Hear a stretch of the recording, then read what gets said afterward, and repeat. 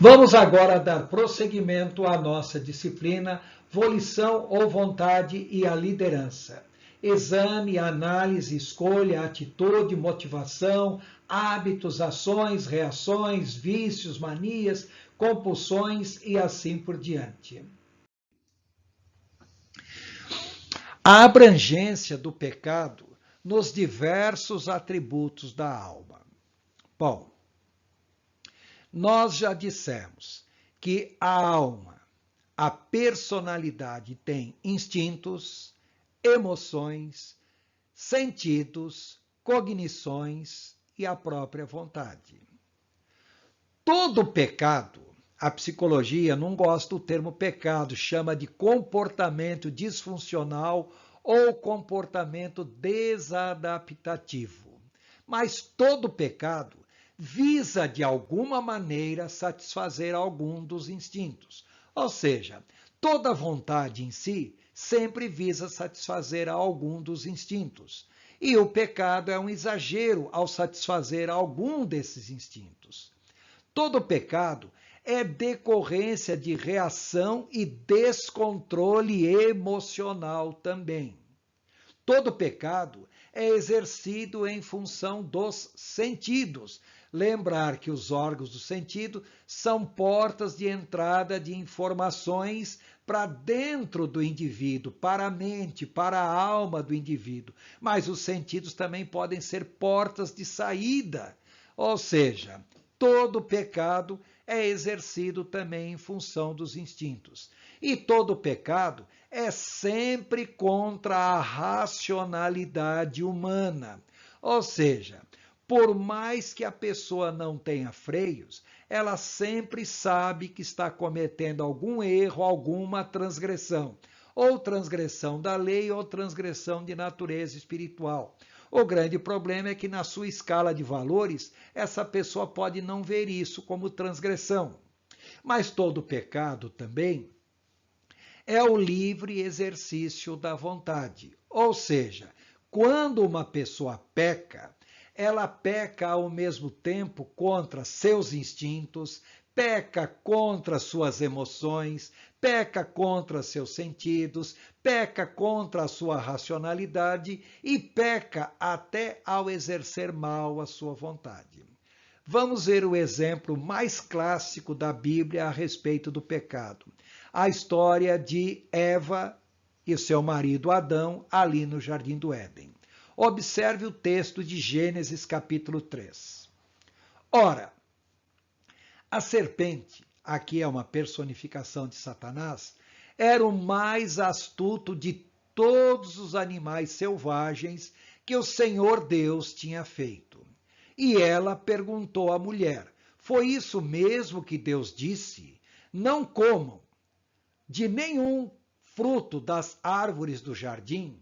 Ou seja, o instinto de alimentação é um dos instintos mais fortes que o ser humano tem. Está entre as necessidades fisiológicas básicas.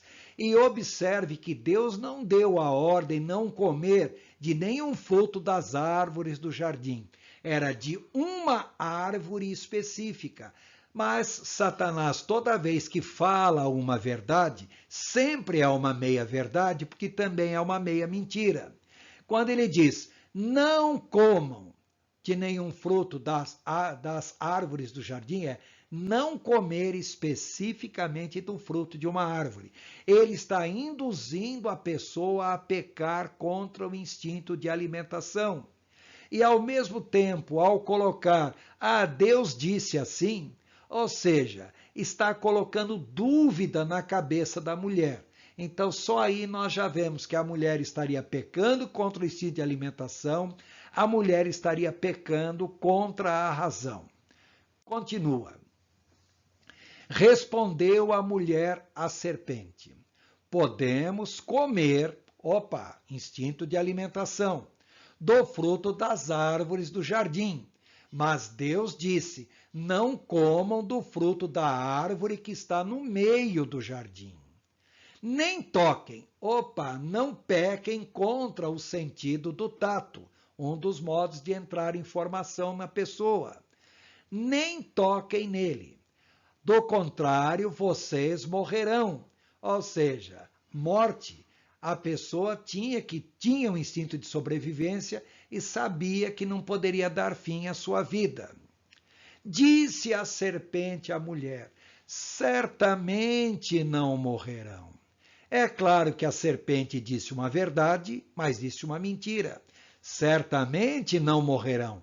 Não morrerão fisicamente e agora de imediato, mas morrerão fisicamente no futuro e já estarão morrendo espiritualmente a partir do momento que pecarem.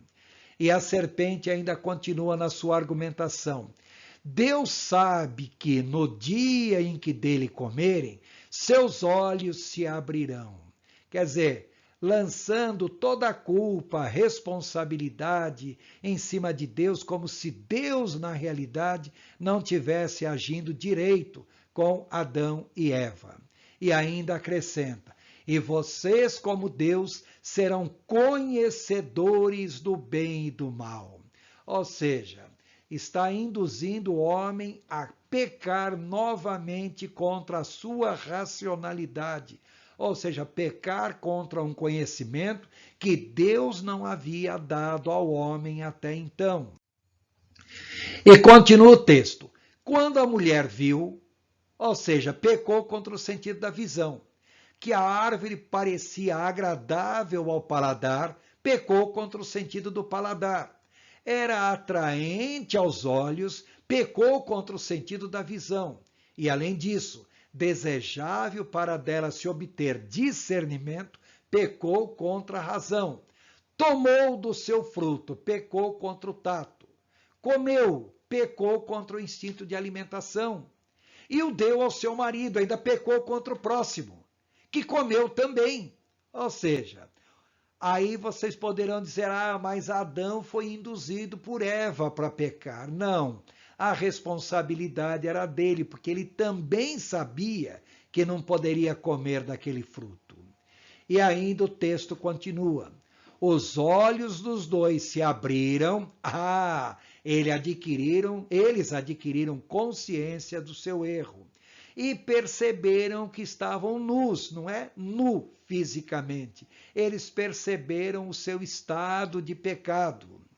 Então, juntaram folhas de figueira para cobrir-se, ou seja, a ação do homem de encobrir o seu erro. Por isso que muitas vezes as pessoas criam N religiões pelo mundo afora, que são tentativas de encobrir o erro. Nesse texto de Gênesis, capítulo 3, versículo 1 a versículo 7, dá para observar claramente que o pecado não é algo pontual na vida da pessoa, na alma da pessoa. O pecado, ele abrange todos os instintos, todas as emoções, todos os sentidos, todos os aspectos cognitivos e abrange também a própria vontade. Ou seja, quando a pessoa peca, a sua alma peca por um todo, como um todo. Não é algo específico que está acontecendo, mas a alma na totalidade está pecando. Por isso que a Bíblia diz: a alma que pecar, essa morrerá. Repare ainda as palavras de Jesus, falando a respeito do pecado. Ainda que estejam sempre ouvindo, sentido da audição, vocês nunca entenderão, se refere à cognição, ainda que estejam sempre vendo, se refere à visão, jamais perceberão, novamente cognição, pois o coração, a alma deste povo, se tornou insensível. De má vontade ouviram com os seus ouvidos e fecharam os seus olhos. Se assim não fosse, poderiam ver com os olhos e ouvir com os ouvidos, entender com o coração e converter-se, e eu os curaria. Mateus capítulo 13, versos 14 e 15, Jesus está fazendo uma citação de Isaías capítulo 6, versos 9 a 10. O que eu quero que todos vocês entendam, que pecado Quem peca é a alma. E a alma peca em todos os seus atributos. Ou seja, não é errado uma pessoa ter instinto, ter emoções, ter sentidos, ter cognição, ter vontade.